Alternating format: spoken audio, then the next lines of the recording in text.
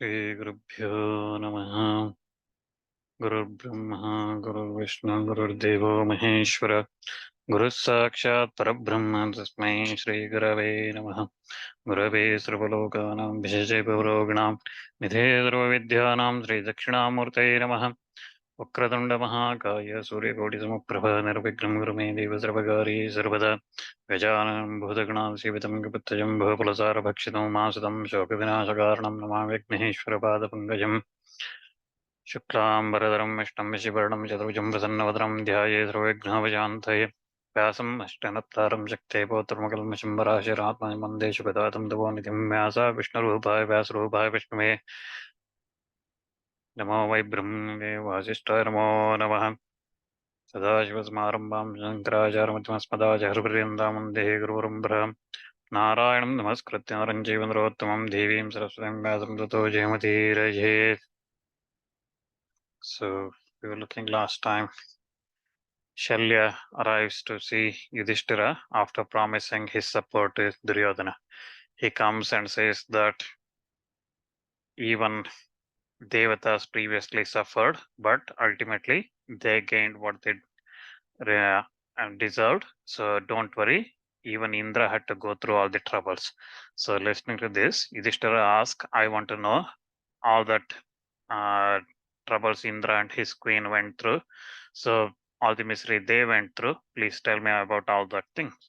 And then Shalya narrates the story of Indra and his wife, what they have to go through and all the details. So like this, we have heard few stories previously, right? So we heard about Naladamayanti, we heard about Sati Savitri and Satyavan, we heard about Rama, Sita. So like this, we heard many stories. Now we heard about the troubles Indra had to go through. So previously, once Vishwakarma, who was engaged in severe penances and austerities, and from anger towards Indra or jealousy towards Indra, he created a son who had three heads, and that son had uh, he was huge size, and he was after Indra's post, Indra's seat, and he was had a three awful faces, looking like Surya, Chandra, Agni. Is looking like that, and in one mouth he used to read Vedas, another one he used to drink wine, and another one looked like he used to eat up uh, uh, all the points, all the directions, all the everything. So he used to look like that. So that person, he was very great in austerities and things like that, and he practiced rigid art penances and things like that. And then, so Indra became very worried about him, and he wanted to uh, divert his attention. So he tried to he tried to divert this three-headed son of Vishwakarma. He wanted to divert his attention to something else so that he does not continue his austerities and become even more stronger. So this story, what in Skanda Purana or some other Puranas, there is a slight variation. So what it says is this three-headed son, again, Vishwakarma's three-headed son, is called Visvarupa or called Trishira. His name is Visvarupa or Trishira. So he became Indra's priest because there was some dispute between Brihaspati and Indra. Brihaspati was not his priest at that time. So this Visvarupa became Indra's priest. And in the sacrifices he used to perform for Indra, he used to, in one mouth, he used to uh, chant the mantras and things like that, which is for beneficial for Indra. In another one, he used to do it for Rakshasas, Asuras, and then Daityas. And the third one, he used to do it for human beings. So he used to do like that. And Indra realized this one. And then that's why he decided to kill this Trishira. So Indra here in Mahabharata, what it says is he wanted to disturb his austerities. So that's why he calls the Apsaras and tells them that go and with your charming uh, looks, go and divert his attention.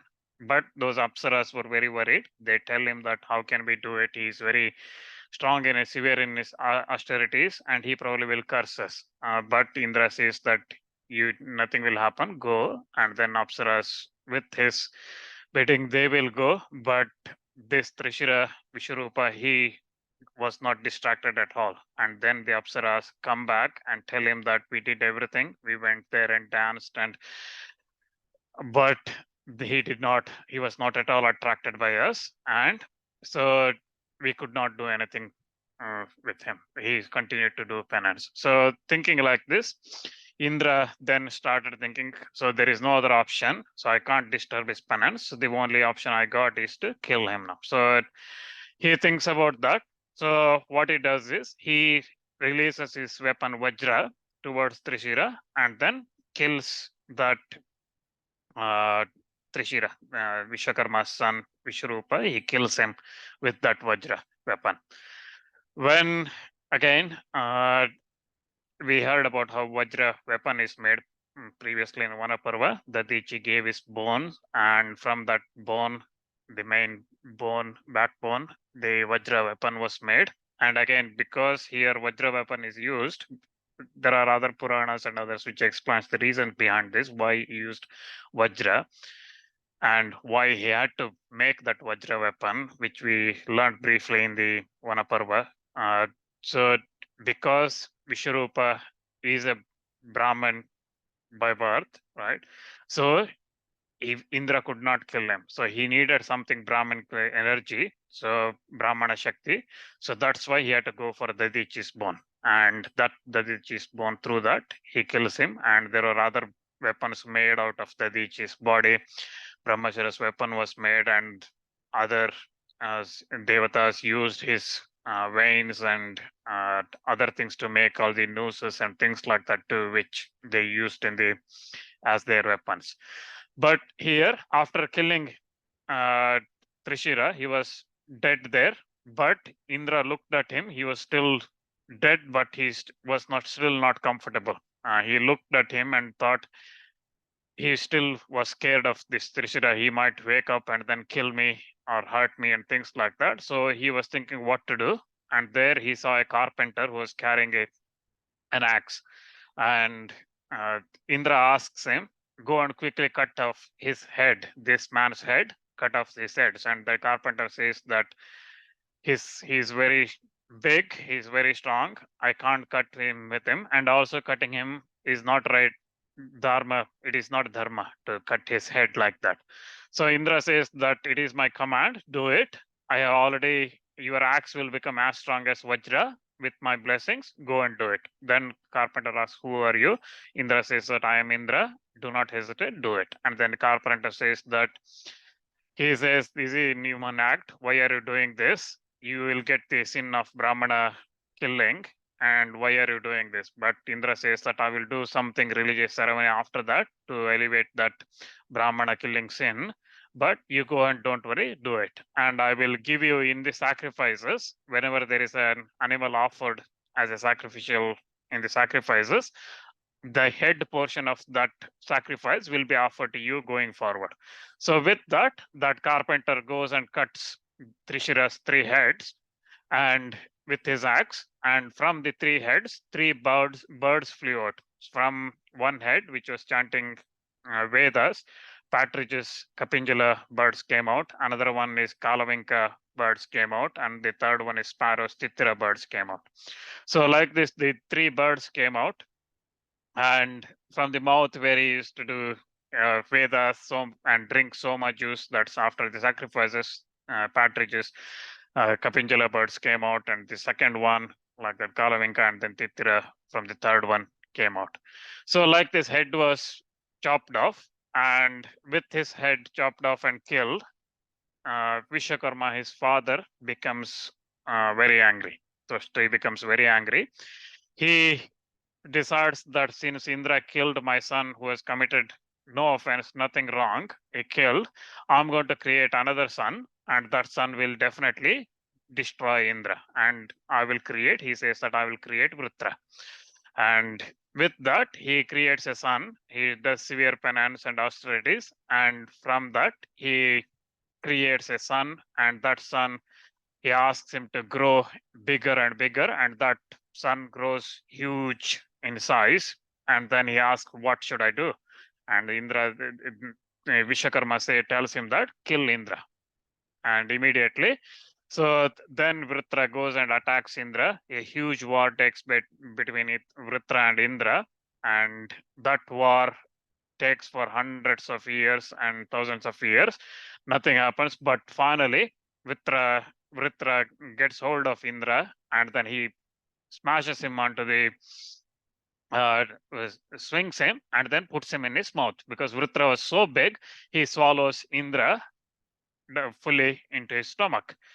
Then devatas, everyone worried, they create a creature called Jrimbhika, and Jrimbhika means normally yawning.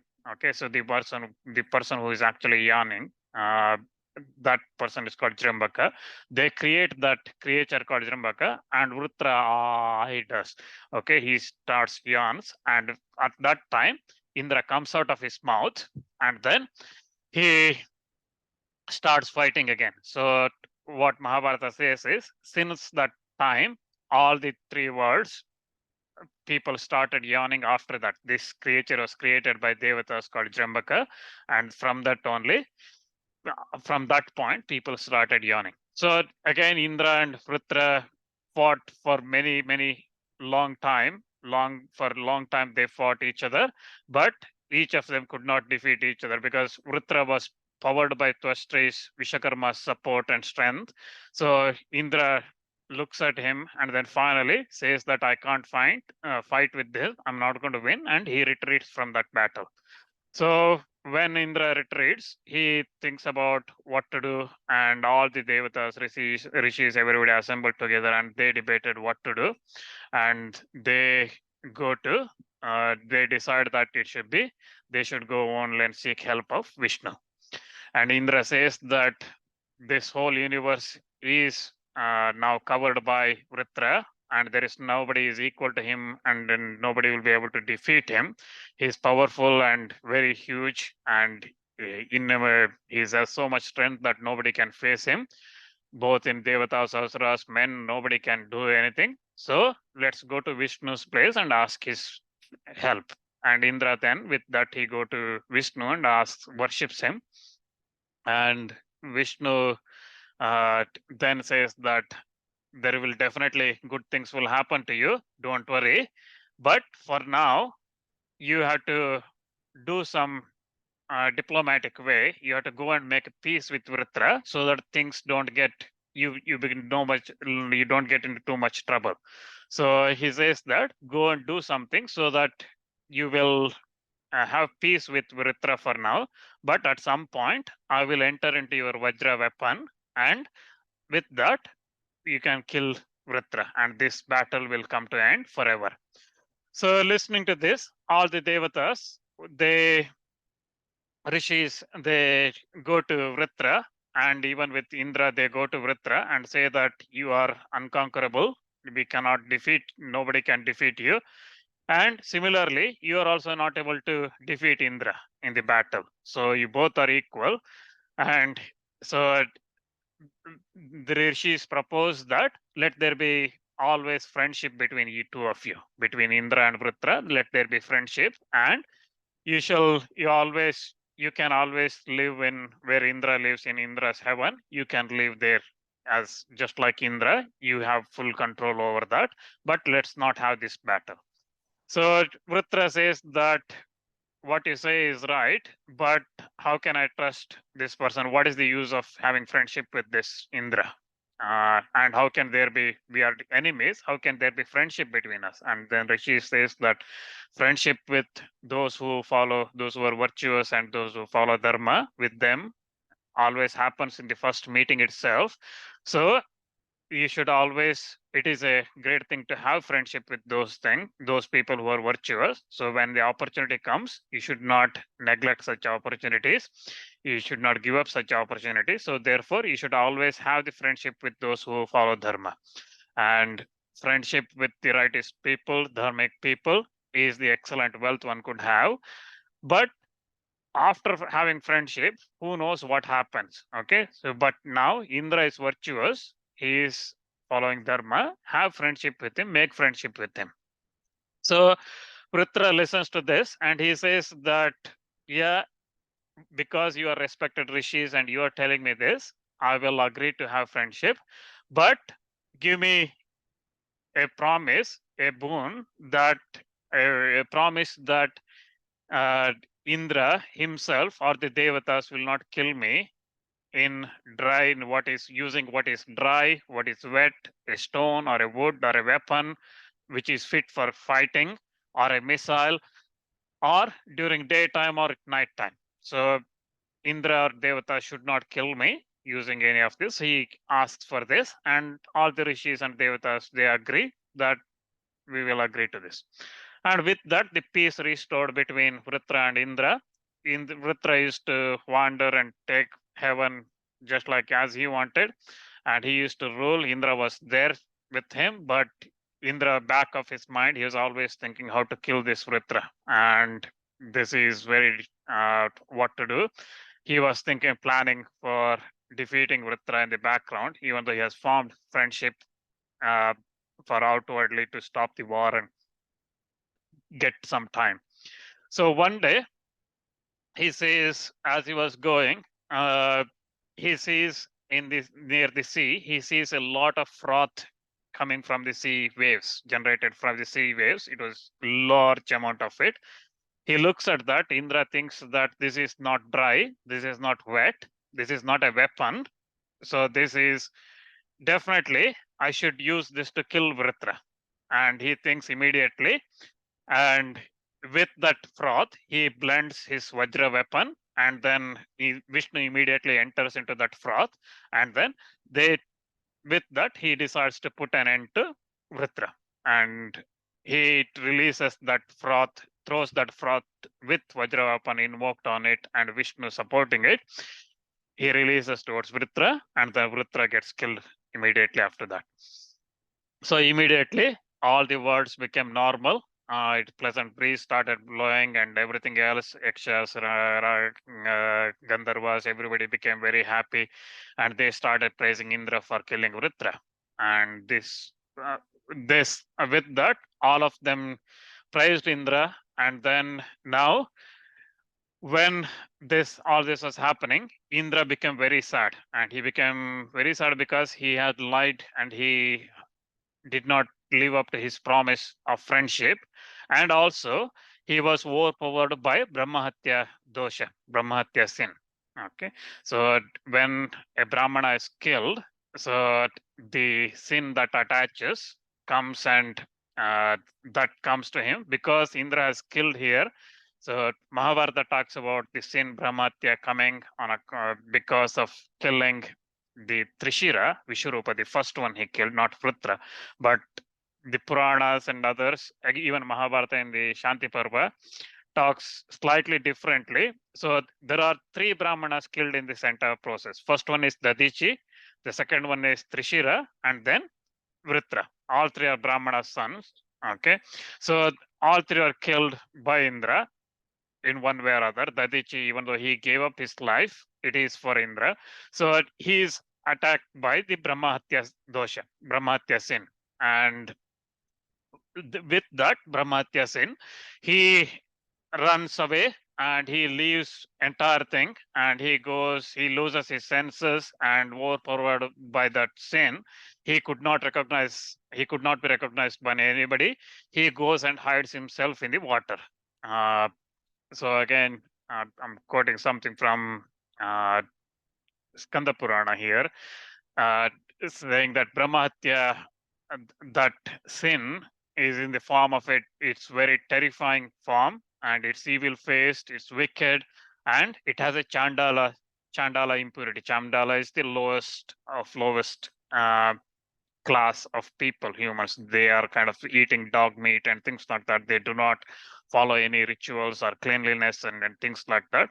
So Chandala impurity, and that starts chasing Indra wherever he goes. Even he runs, it starts chasing him just like a shadow, and it became his own body. And there are 5 great sins that's said in the Shastras. So first one is obviously killing Brahmanas. The second one is drinking alcohol. Third one is stealing, especially gold and things like that. And the fourth one is having relationship with Guru's wife. And the fifth one is association with any of these four. So 5 great sins that's stated. So here Brahma-hatya, Brahmana killing, Brahma-hatya dosha, sin that attaches to Indra, and Indra goes into hiding. Because Indra disappeared, suddenly entire world became very chaotic. So there were no rain, nothing happened. All the rivers became interrupted, reservoirs lost water, a lot of distress among animals, humans, and everything, trees, plants, everything started. So looking at this, so rishis and devatas, they could not find Indra anywhere. What they do is they have to they think that we have to install somebody as Indra. We have to have a king for our devatas to run, make sure that all these things happen. So let Nahusha become the king. So we heard about Nahusha in Adi Parva. So he's comes in the same uh, dynasty, the lunar dynasty, as Pandavas have come, right? So Yayati's father. So Nahusha has completed 99 sacrifices. So to qualify as an Indra, normally you need 100 sacrifices to Indra's position. So Nahusha has completed 99. So he had completed. So they say he's almost there. Okay, so he's the best person. He's very humble. And he let him be our king. And with that, they go and tell him that you become Indra and you become the king of devatas. And Nahusha says that uh, how can I become? I'm very weak. I'm not able to protect you like Indra used to do.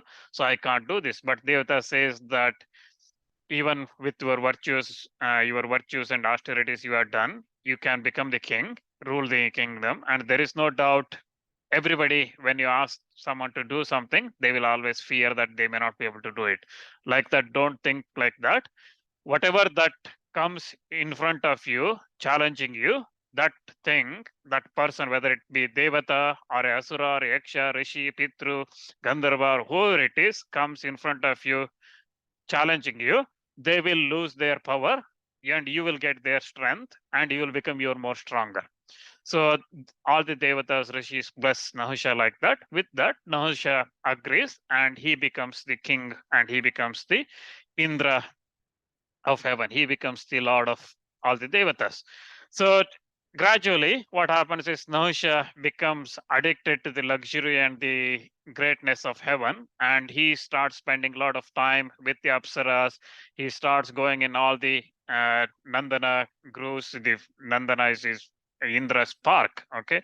So flower garden. So he spends starts timing there. He spends time in Kailasa mountains, Mandara mountains, Mahendra, Malaya, and then he goes all the seashores and things like that. He starts spending time with music, dance, and all the uh, luxurious things, and he starts losing his attention to what he is supposed to do.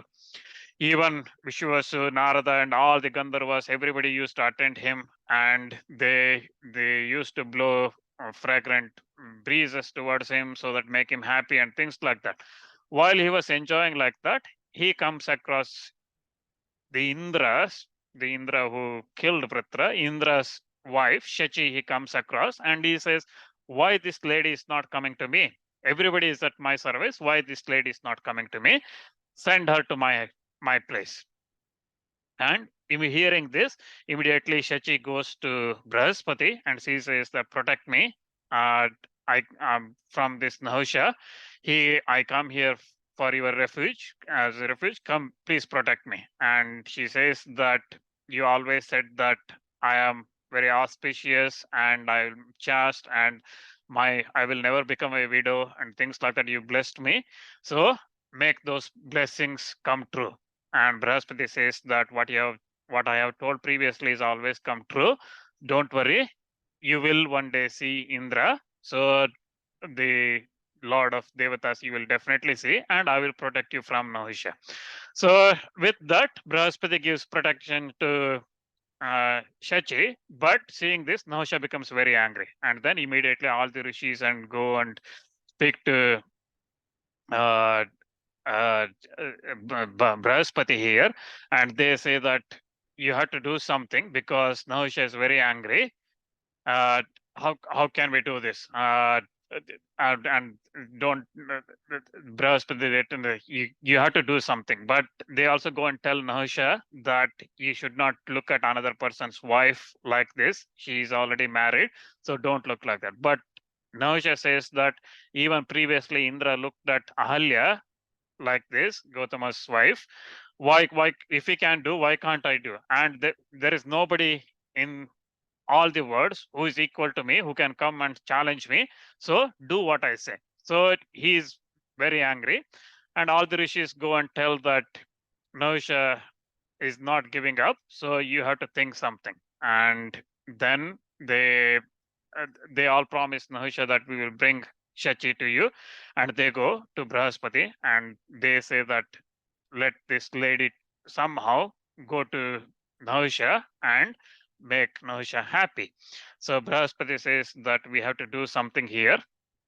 So let's I will definitely protect Shachi from Nahusha because she has come asking here for protection, and one who comes for asking for protection, and if you give that person to or the person who is actually going to hurt them, then you will have that person will have no protection when he needs something.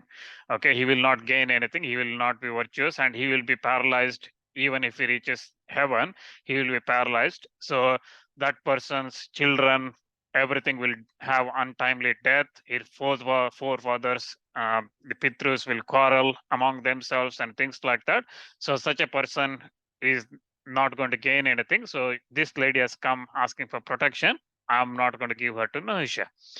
So, but they say that all the devatas and Gandharvas, rishis, everybody say that you have to think something. Then Brihaspati says that let's ask for some more time from Nahusha because time always does create new challenges and things like that. So if you buy some time, then we may be able to do what to protect Shachi from going to Nahusha. Then everybody says that's good thing. So they decide to send Shachi to Nahusha. And Shachi, with that, agreeing to that, she goes to Nahusha and he becomes very happy thinking that she has come.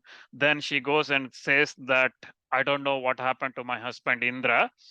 So till I know what happened to him, I cannot come to you. So I cannot become your wife. So please give me some time, and after knowing what happened to Indra, I will come. Nahusha says that that's fine, but remember that you are promised, and I'm waiting for you here. And Shachi promises, saying that okay, I will come back, and then she goes back to Brihaspati's house and stays there in his protection. Meanwhile, all the devatas with in Agni as leading them, they go to Vishnu and they say that Indra has disappeared like this with Brahma-hatya dosha in him. So after killing Vritra for the sake of this world, he's accumulated that uh, sin, even though you also helped him. So what to do? And then Vishnu says that let Indra perform a sacrifice, Ashwamedha sacrifice, and that will surely remove all the sins he has had, any Brahmatya dosha he has, that will go away from him.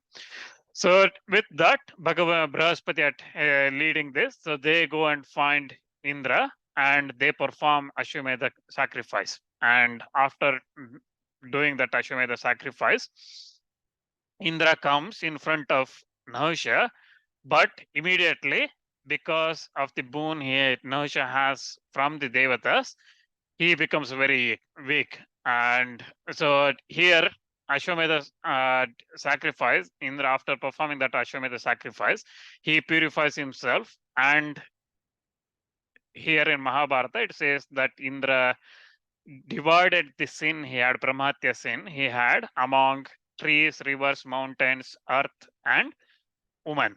Okay, he divided that sin among these. Okay, so that division, sorry, it's so it divided. So, for example, in other places, in even in Shanti Parva, it says that it divided among trees, rivers, earth, and woman. So the four portions are divided. So I think rivers and trees, mountains and trees is the same thing. Probably it's a mistake here.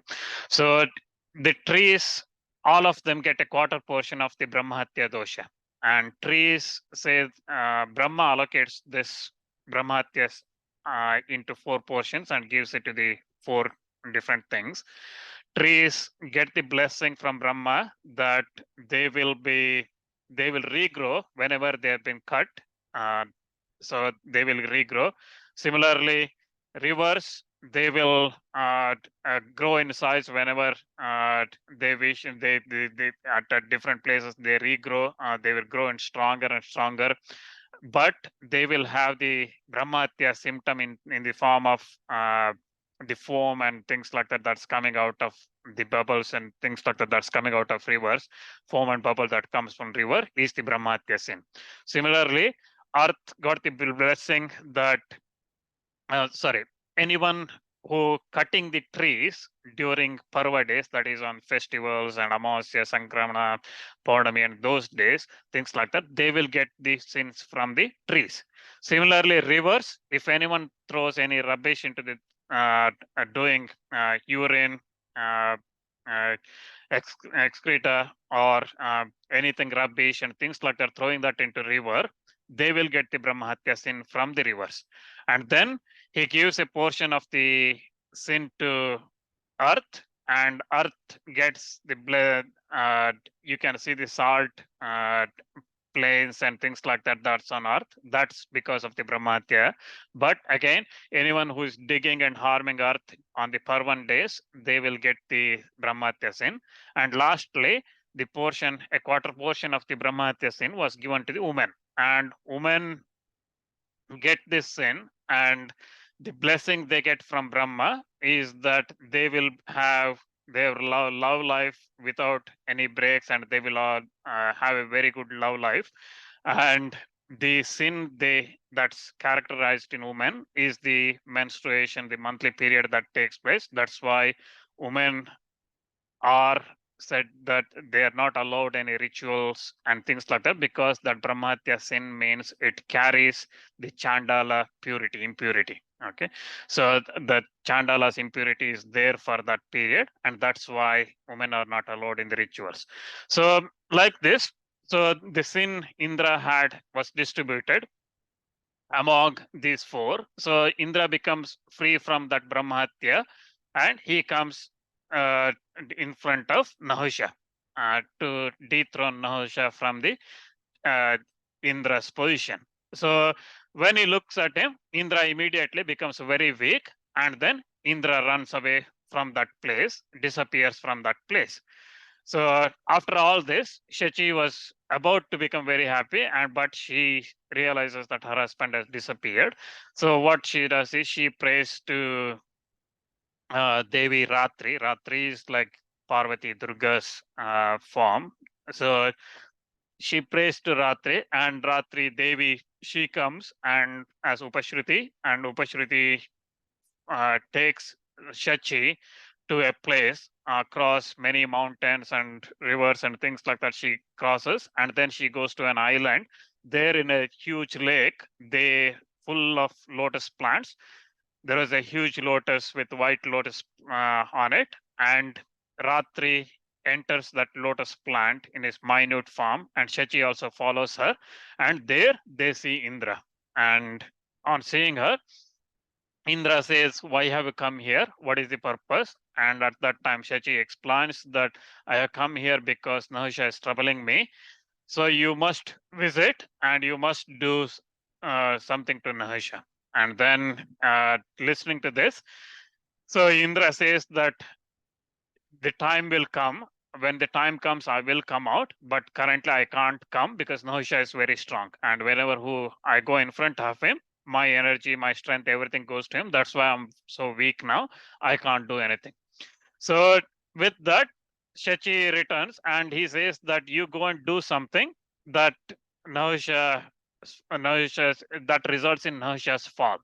So with that, uh, ask uh, go to Nahusha and tell him that you must come to me in a chariot or a palanquin, which is carried by the rishis themselves. So go and tell him, that will become his trouble, and then once Nahusha becomes disappears, then I can come out. So with that, Shachi agrees and she goes back and she goes to Nahusha and he thinks that Indra could not find, Shachi could not find, she has come, but she says that I am ready to marry you, but I want to see you traveling all the world and everywhere in a palanquin uh, born by the rishis.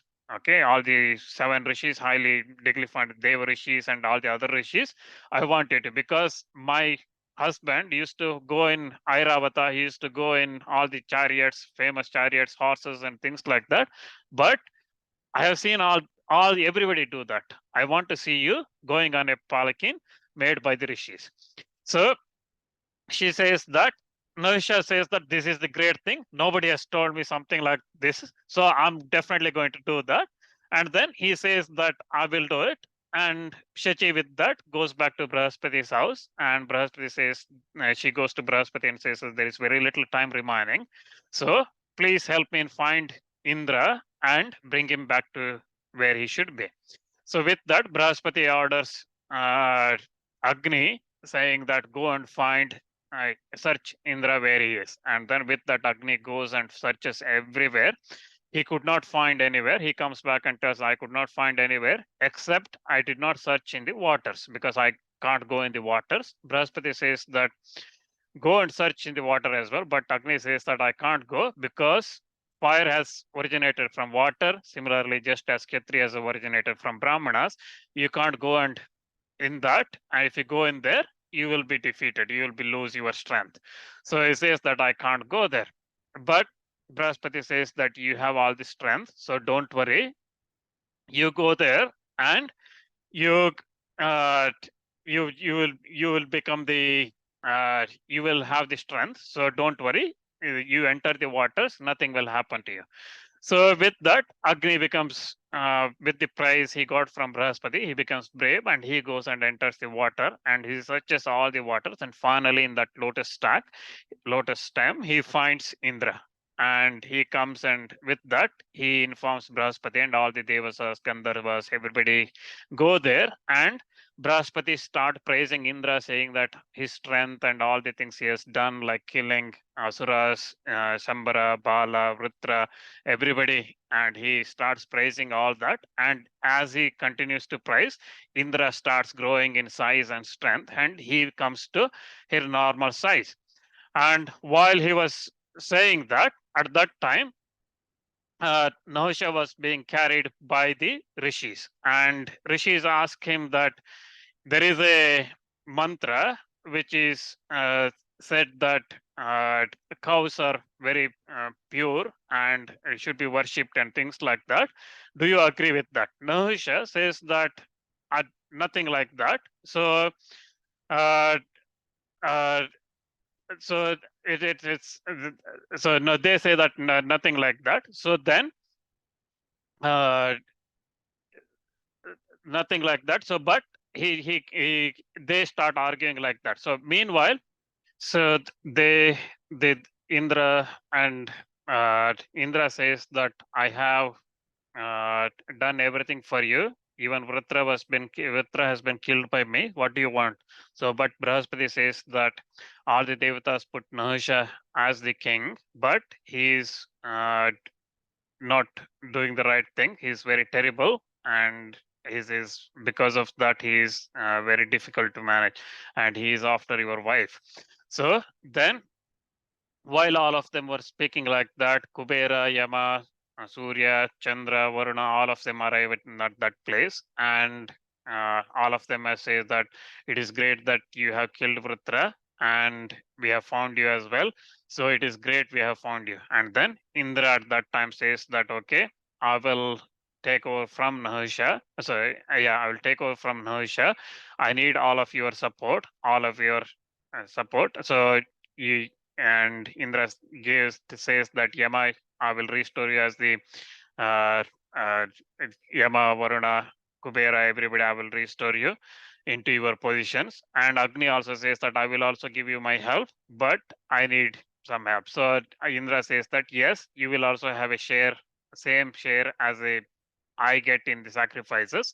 So you will also whatever they give it to me, you will also get that share. So like that, Kubera gets the wealth sovereignty of that Yakshas, and he becomes the king of Yakshas and also wealth of all the worlds. Yama becomes the Pitrus king, and then Varuna of all the waters. So with that, all of them assembled, all of them were together. And at that time, Agastya comes into that place and he says that it is great fortune that we have found you and you are here well and fine. So it is great that you have, and Nahusha also has been removed from his position. So, and we have found you there. And at that time, Indra worships Agastya, and then he asks him after his, how did Nahusha has been thrown out? And then Agastya says that we were carrying Nahusha in the palanquin. At that time, we asked him, there are certain mantras in the Vedas recited while giving the cows and things like that. Are they authentic? And Nahusha said that they are not authentic. And then we told him that they are authentic. You just lost your way of virtuous way of your lost your dharmas. You forgot your Vedas and things like that. We told him. He became very angry and he kicked me in my head while I was carrying him on the palanquin. So palanquin, you know, right? So it is 4 people or 6 people carrying like that. So with somebody sitting on top. So that so he kicks Agastya in the head, and Agastya becomes very angry, and he says that since you have said that Vedas are uh, spurious, and you made sure that all the Brahmarshis, Rishis, Deva Rishis, everybody to carry you all along, and all your good things, whatever you did, became exhausted. For thousands of years, you become a form of a snake, roam all over the earth, and then after that period, you probably will come back to heaven. So he says that and curses him like that. And Agastya narrates all the things that happened to Nahusha, all the things that happened to Nahusha to Indra, and says that this is what happened. So Nahusha is no longer the king. You come and regain your position as the Indra. So again, so we heard this story in Agastya cursing Nahusha in the Vanaparva as well. So Vanaparva, where we have gone into a little bit more detail, and also we learned about what happened to Nahusha in the form of a snake in Vanaparva. Anyone remembers?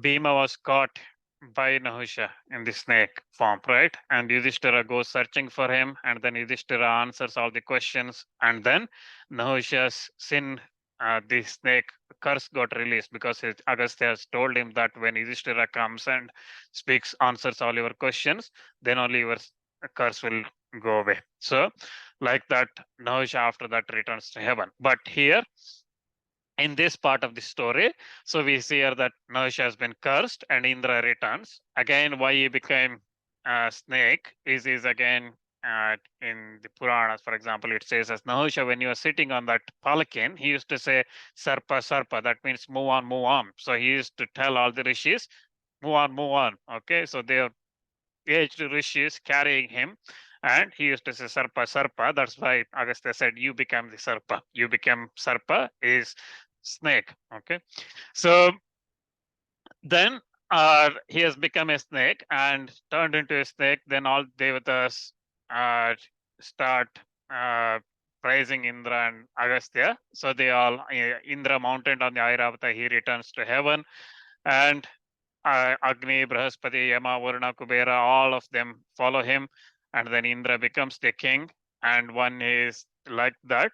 Rishi Angirasa comes there and he starts reciting the Atharva Veda, and Indra grants him a boon that this from today onwards you will be known as Atharvangirasa, and this whatever you have chanted in the Atharva Veda, you will become known as a rishi in Atharva Veda as Atharvangirasa, and you will also in the sacrifices you will also get a share of the sacrifice. Like this, Indra honors all the rishis, all the other devatas, everyone who helped him, and with that, Indra continues to rule heaven.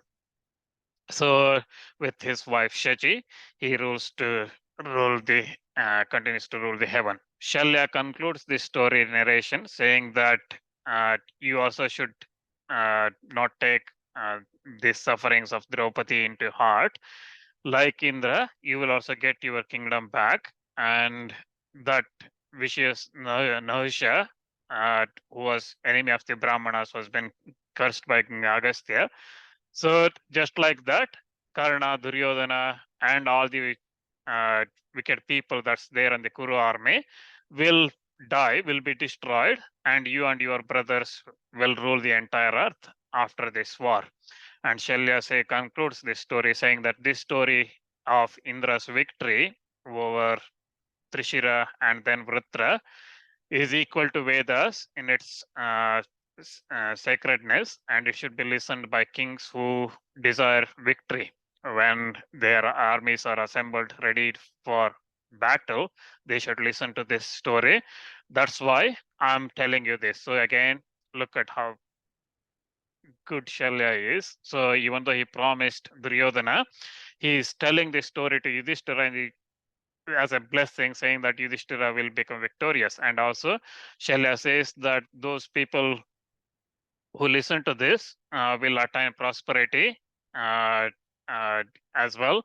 And he says that the destruction of all the Duryodhana and everybody is that we need is going to happen at the hands of Bhima and Arjuna. And also, he concludes saying that anyone who listens to this story with heart full of religious faith, will be cleansed of all the sins that attach to them, and will attain dharmic bliss. That means they will attain virtue. They will attain virtue from that, and also obtain joy both in this world and in the next world. They will have no fear of enemies, and they will have no fear of becoming sunless people, and they will never encounter any destructions, whatever that it is, and they will enjoy a long life. Everywhere they go, they will have victory. That person will never be defeated. So anyone who is listening to this story with faith will gain all this from listening to this Indra Vritra story, and how Indra was rescued from that and the sufferings, miseries he had to go through, and from that how he is rescued. So Yudhishthira, after that, Shalya prepares to leave, and Yudhishthira says that remember that when you became a charioteer of Karna, damp his spirits, please damp his spirits, so that recounting the praises of Arjuna. And Shalya says, I will definitely do that. And with that, Shalya leaves to Duryodhana's camp, and he bids farewells to Yudhishthira and his brothers and everybody, and then he leaves to Duryodhana's camp. So we'll stop there today.